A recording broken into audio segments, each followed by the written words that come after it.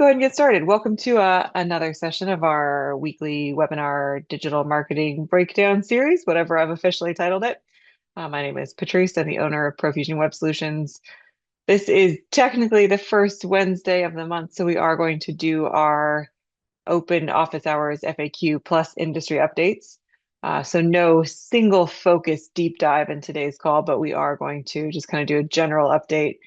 Some months I wonder, like, gosh, am I going to have enough content to talk about for 20 minutes on an update?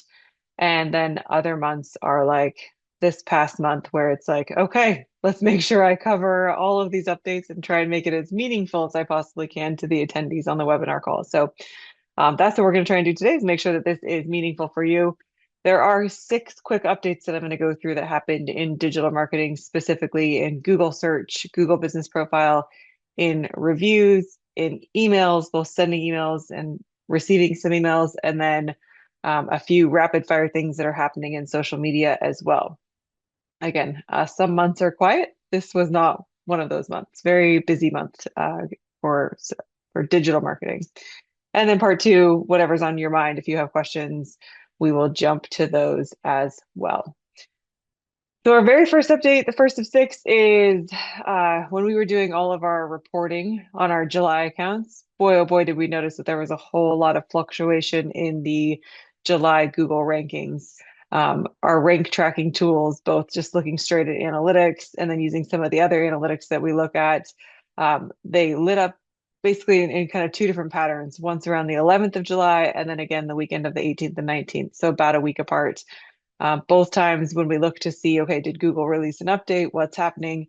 Google's own status in their support dashboard said nothing. So they're not acknowledging that there was an update made at this time. No confirmed update. The last official one was the one that we actually talked about last office hours, which was the spam update and what they did that ended on June 26th. So nothing official has come out from Google saying that they rolled out any updates to cause this fluctuation, both on the 11th and the 18th. But it was interesting to look at because a lot of our analytics, the sites completely dropped on like the 11th or saw a huge fluctuation in traffic on the 11th. And then they rebounded within a week or so without us doing anything. We don't like to react to dips right away because we're trying to kind of see, okay, let's stabilize, let's see what's happening before we go in and react and make a bunch of changes that may further affect the ranking. So it was interesting to watch a little bit of the dip and then the rebound without us as, search engine optimizers going in and really doing anything. So interesting to see those rankings kind of swing right back a week later. But if you look at your analytics report this month and you're like, what happened in July? Just know that everyone's kind of feeling that same way right now. This is a bit of the new normal that we're looking at. Google is testing new AI features. Everyone is testing new AI features in their results. Rankings move around more often without an actual official named update behind it. That's just kind of what we're having to get used to as marketers, as people who rely on Google to help drive traffic to their websites. The reason I wanted to bring this up is because, if you saw that dip, you can take a breath. I think it happened to everyone. Almost every site that I looked at felt a similar dip.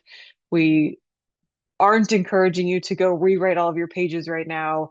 What we do want you to go take a look at is go look at your Google Search Console. So go into console.google.com and check whether your rankings fell. So if you actually went from, position 1 for your search phrase down to position 9, so that would actually be a rankings falling, or if maybe it was just impressions moving around. So if you saw, less market share or you're getting less actual impressions from that term, and it's not a true ranking fall, then give it a couple of weeks and just kind of see if it's stabilized. If after 2 weeks your ranking has remained down for that keyword or your impressions have remained really low, then we might want to take a look at, do we need to add more content, or is there an FAQ that you're missing that needs to be added to your page, or did that page get, is there something wrong technically with that page? But if you just saw some kind of wonkiness happening in July, but everything has kind of gone back to normal now, that is the expected behavior at this point. We kind of expect, or we kind of saw that across the board. But if you saw a dip in July and it's remained down or your ranking slipped, then you might want to take a look into your Google Search Console and see if there might be a visibility gap that requires some additional content on your website. The second one, which I'm super excited about, I haven't actually seen it in real life. So I put allegedly on this one because I've seen emails, I've seen proof that this exists from other people. I just haven't seen it on any of our accounts yet. But the second update is in Google Search Console. They are saying that you will soon, if not now already, you'll be able to see some AI search visibility. So rather than you having to go into your own ChatGPT or Claude or Gemini and doing, performing a search within there to see where your business ranks, you're going to see some level of that visibility within Google Search Console. Google is rolling this out. It's called Generative AI Performance Report. I'm going to show you here. This is where it will be. So right here, typically this performance button was up right under insights. So it used to be up in the top four links there. And now performance has moved. It's gotten its own subsections for search results and then generative AI. And then under Discover, you'll see generative AI as well.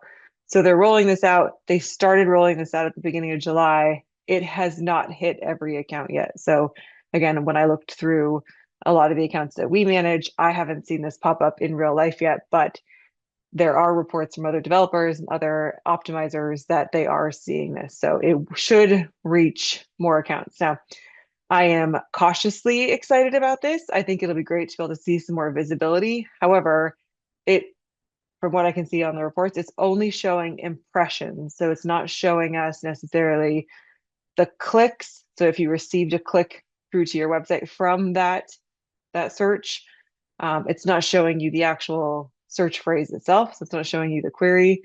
It's not really giving you detail about where you appeared in the answer. So if you were cited or mentioned, it's not going to say, hey, you were listed first out of 5. It doesn't give you a ton of actionable information, but it gives you an impression count, which again, at this point where reporting can be thin and really subjective based on the AI model, it'll be good to have some level of analytics, right? So this is, I would look at this as like it's a little bit of a diagnostic. You want to see your impression numbers continue to raise up, but it's not giving us a ton of actionable data at this point. Happy to see that they're including this. Very excited and seeing that trend is going that way, but it is not super relevant. I mean, it's relevant data, but it's not actionable data at this time. Would be interested if any of you are on this call. Would be interested to see how many of you have access to these reports right now. So again, like I've said, I logged into probably a dozen or so of the clients that we manage, and none of us have access to this yet. So it'd be interesting if you go to your Search Console, log in and see, do you have that performance report? Would love to see kind of who is getting access to it. And I don't know how they decide that, but we are not one of the lucky ones yet. So if you don't see it, long story short here, if you don't see it on your reports yet, don't stress about it. They're doing it on their own time frame here. And then speaking of their own time frame, our update number 3, this first one I got really excited about, and then they took it away. So the first update was, if you remember, if you've been really tuned into Google Business Profile, you'll know they used to have a messaging function. So there used to be a message button on your Google Business Profile. And if someone clicked that, they could basically send you a direct message right through your Google Business Profile. They took this away probably 6-ish months ago. And then all of a sudden, last week, I had a message button back again on my Google Business Profile, and it allowed me to tie it to like an AI answer. So it was almost like Google Business Profile was giving me an AI bot that would be basically the bot that would search our Google Business Profile and provide answers based on the information in the Google Business Profile. When I went back to take a screenshot of this to show you how excited this was, I wanted to do that on Monday. I went back to edit this presentation and include that. It's now gone. So I did some research to see if I was going crazy or if maybe they had released it and then taken it back. And that's exactly what happened. So Google Business Profile, Google had released this messaging capability, this AI message capability on some accounts. And then now it appears that is no longer available on any accounts. What I don't know is this a tool that they're testing and they're going to put back out there? Or is this something they tried and they're like, yeah, we're not going to do this because of whatever reason? But what I found interesting and why I left this in here, I didn't want to take it out because I do think there are some real implications to this if they re-release this messaging tool. What I had the thought of was if they're going to have an AI bot that solely uses the information on my Google business profile to answer questions about my business, I better sure as hell make sure that my Google business profile is dialed in. It has to be 100% accurate with the business description. I better have accurate posts showing my products and services. My hours of operation and contact information better be 100% correct because that AI now is becoming the first. So for a while, Google Business Profile has been a very important function for your business, but it allowed what it did was it was Google Business Profile gave end users the ability to contact the business directly because we could put in our phone number, we could put in our web address, we could put in directions. So it became kind of the conduit between the end user and me, the business owner. And now it appears that Google might be adding in a little AI layer in between the end user and me, the business owner. And that AI layer is going to be acting as kind of that first level response if someone has a question about my business. So I left this in here, even though this is not an active feature. It might be coming back. It might be gone. I don't know, but it could be if this is the way that Google is going, if they do add this AI chatbot back in to allow real-time messaging between the user and the company's AI answer bot. Again, drive home the importance of your Google business profile better be dialed in. Make sure that it is correct, that that information is up to date. So we've been kind of pushing this and preaching this for, gosh, the last 6 months. And this to me just added an exclamation point onto that message. So keep that in mind. If you do nothing else today, go do a quick double check of your Google business profile to make sure it is up to date. The other thing that we did notice was Google added in a Gemini assistant, basically. So now Gemini's Google Assistant. It can now help manage your Google business profile. So it's suggesting captions, it's suggesting things to post up there. It will continue to ask you questions based on, is this information correct? Are you closed for Labor Day coming up? Do you have special hours for holidays? So it's now continuing to have an AI assistant in Gemini to be able to keep your profile up to date. The other yay exciting thing for us as marketers is Google has teased that there will be a direct connection between Google Analytics and Google Business Profile coming soon. I don't know what soon means. It could be 5 minutes, it could be 5 months. But your profile views, your website visits, once they get this connection in place, it will all finally line up in one place. So we don't have to go to two different sources to be able to figure out where traffic is coming from, how many profile views you got, and be able to track that from an analytics standpoint. So that's the good news is they're teasing this connection is coming. It hasn't come yet. The fourth update for Google Business Profile is kind of an interesting one. Google now has started specifically asking the business owners, so the owner in Google Business Profile, whether you're offering customers rewards for leaving reviews. If you get that question that pops up, answer it honestly. And if that makes you nervous, like if you're asking people for reviews or incentivizing or paying people for reviews, we'll talk about that in the next slide because they also kind of tighten the rules a little bit on that. But I've seen a couple of accounts that are getting, especially accounts that get a lot of reviews and kind of all in one batch. So if you get 10 reviews in a day and then no reviews for like 3 days and then 10 reviews in another day, you're starting to see that question pop up of, are you rewarding customers for reviews? So just that's an interesting thing because of that spam update that happened at the end of June with Google that was really looking to clean out any fake or incentivized reviews. So my main takeaway on this one is if they're adding in that AI answer level, your profile had better be thick and rich with content. You want to give that AI answer bot something to work with if it comes back. So again, complete your profile, make sure your descriptions and your services are dialed in. We want to make sure that you are going to be able to be quoted and have that information be correct if and when they do relaunch that messaging platform. This to say, there is still the messaging within Google, but it's text message or WhatsApp. So you can include your phone number to text, or you can include your WhatsApp number and text that way. So they still have messaging. It's just not in their platform messaging like it used to be. All right. So speaking about reviews, the fourth update was if you were on our review session, I think it was back, I think we've done two of them, one back in April and then another one in June. This is a little bit of a follow-up because Google has tightened their rules. And really these rules were in place before.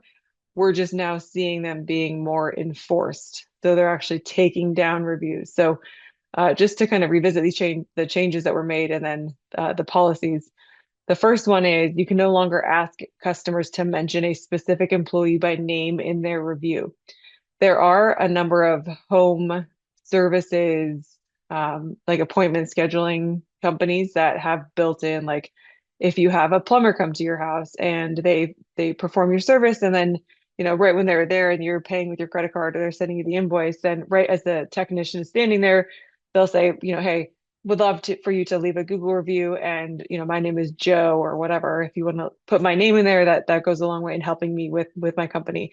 You can no longer do that. So can't ask to mention specific employees by name in their review. The second is you're technically not supposed to ask for reviews on site while a customer is still standing in your business. I have seen a bunch of different questions on the support thread about this because there's a lot of companies that have like a kiosk, like a little shared tablet at the counter that is there for the specific purpose of requesting reviews. And technically, you are not allowed to do that. I haven't seen them enforcing that necessarily. Obviously, like a Google employee is not coming into your business to say you can't have this kiosk, but if it gets mentioned and or it becomes, they're going to see that all of those reviews are coming from the same IP address, even if the user has to log into their account because they do have to log in to leave a review.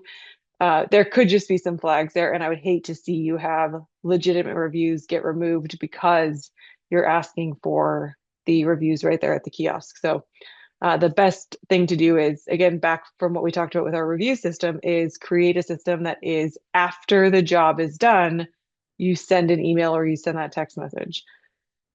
The third one is the no discounts or gifts for reviews. And again, that was in April. I think they actually solidified that one, but they are now what's changed on this one is they're now enforcing it with AI driven technology. So it's really hard to appeal.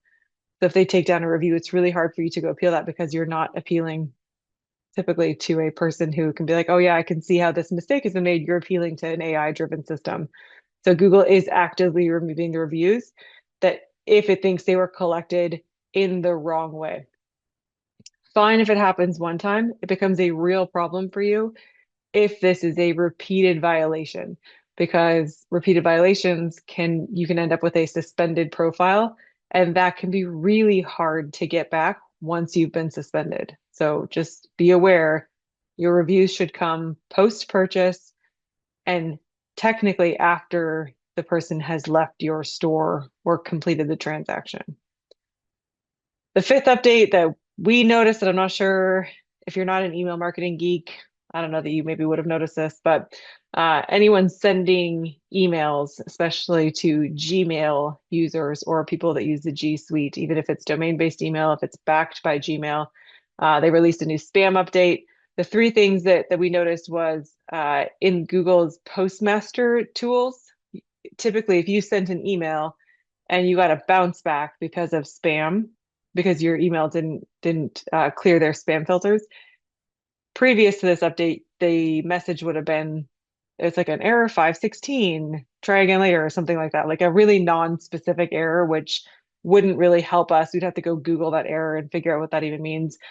They've now changed the spam message, so it actually gives you some information. So it'll say the user signals that they don't want to receive emails from you, which is just telling you that people have marked your email as spam, and Google has now recognized that. So they're putting in some plain language verdicts that allow you to at least understand why your message is not being delivered to a Gmail user. The second thing they did was the spam complaint comfort zone dropped from 0.3% to 0.1%. And so what that means is you can have one complaint per 1,000 emails sent. That's not a lot of room. So if you're sending emails and you have a lot of Gmail users, you better make sure that those people have opted into your emails and that they want to hear from you. And then the third one, which I think is probably the biggest one for us, is that Google or Gmail is now counting people who just ignore your emails. So if you receive an email into your Gmail account, but you don't open it, you just delete it, you don't engage with it, those contacts who never open, they never complain, they just never open, the email just sits there. That silence, that inactivity is actually now a negative signal on your sending reputation. So if you have 100 Gmails on your email list and 80 of them aren't opening those, it used to just be nothing. Okay, they didn't obviously they're not clicking, so you're not getting engagement, but now it is actually a negative signal on your sending reputation. So the advice from when we did the webinar on your emails are probably not getting delivered and your emails are probably not getting read. I know they're such positive, upbeat messages, but those two webinars that we did a month or so ago, go back and watch those because that content is even more true because we talked a lot about having a small but engaged list. I know that your list is gold and you want to have a beautiful, large email marketing list, but I would rather have a list of small, engaged users who actually want my content and read my content because that's going to protect my sender reputation. If you have an email list that you send to, now might be a really good time to send a re-engagement email. You know, one of those emails that says like, hey, we haven't heard from you in a while. If you still want to receive emails from us, click this button.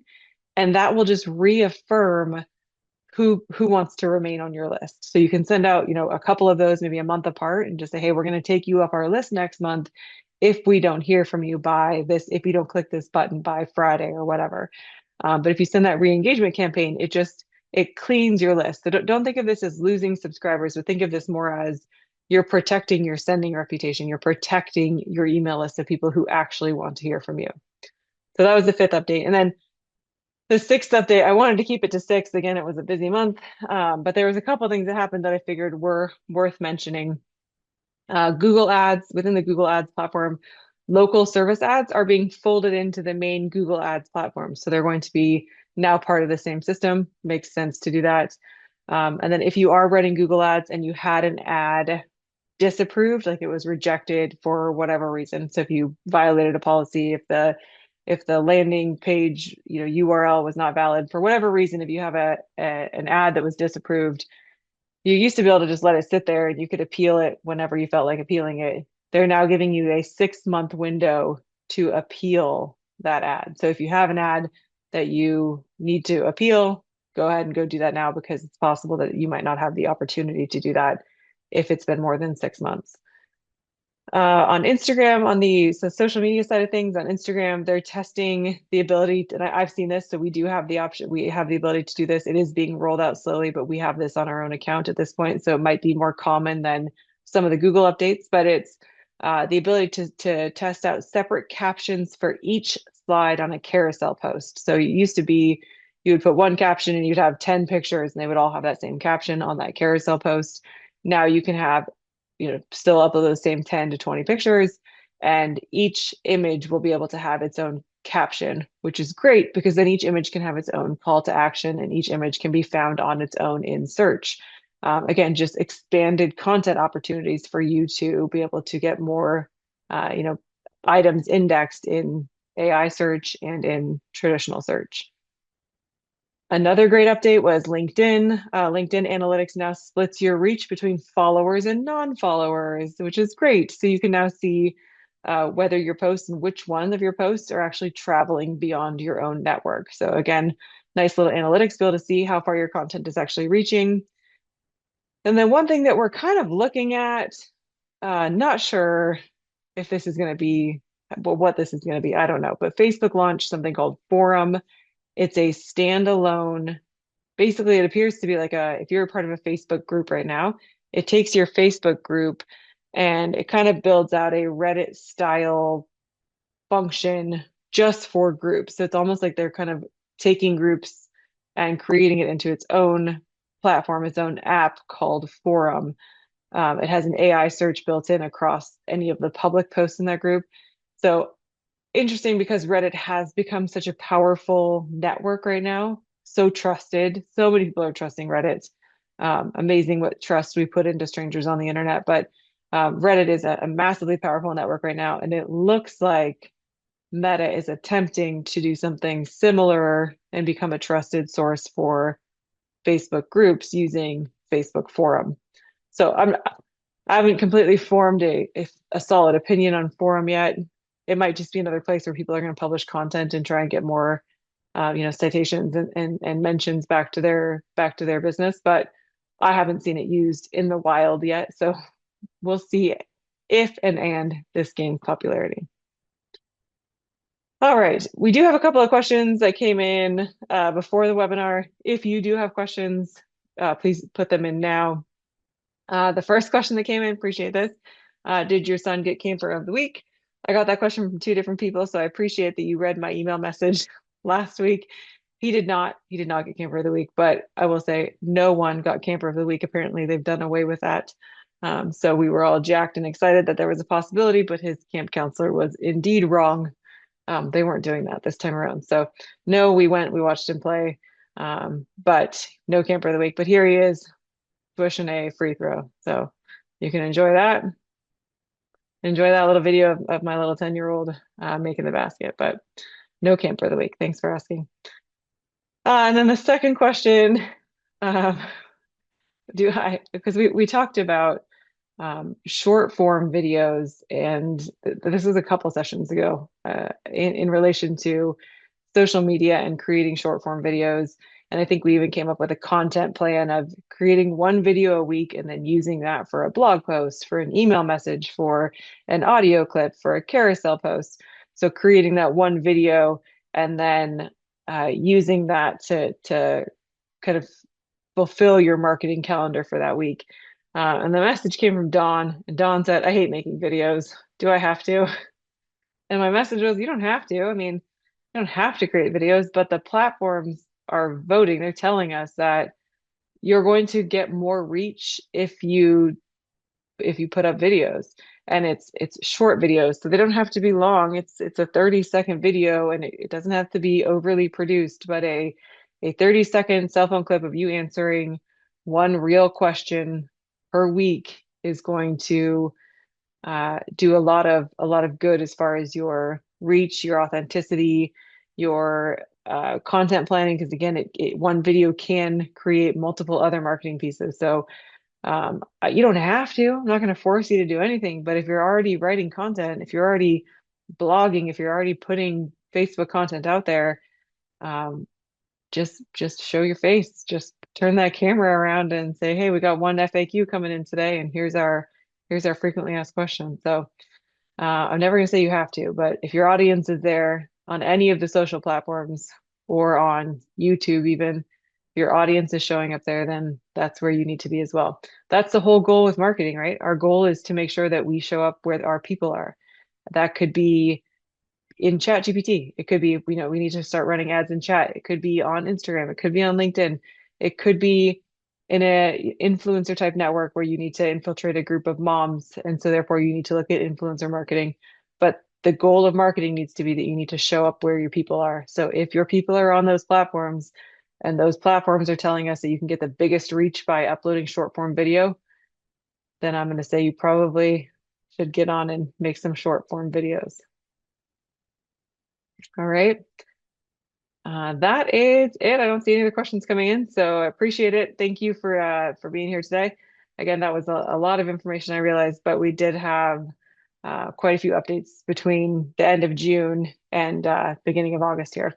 As always, we've got all of our sessions archived on our website, so profusionwebsolutions.com/services/webinar. You're going to see all of them, including today's presentation. Give me a couple of hours, and that will be up there.